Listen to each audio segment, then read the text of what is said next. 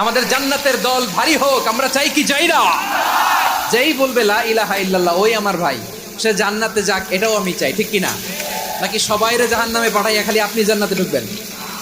আচ্ছা বলেন, সব গেছে জাহান্নামে, আপনি একা জান্নাতে, ওই জান্নাতে ভাল লাগবে আপনার? আকল খাটান। সব জাহান্নামে গেছে, যান। এ কাফের, ও জালেম, ও নাস্তিক, সব গেছে জাহান্নামে, আপনি একা জান্নাতে, ওই জান্নাতে ভাল লাগবে?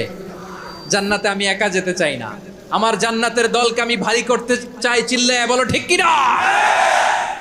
যারাই বলবে লা ইলাহা ইল্লাল্লাহ তারা আমার ভাই।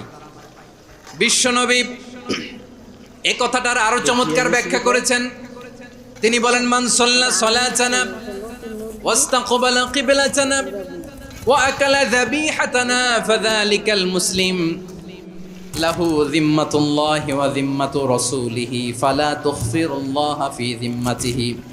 বিশ্বনবী তিনটা ক্রাইটেরিয়া শুনিয়ে দিলেন।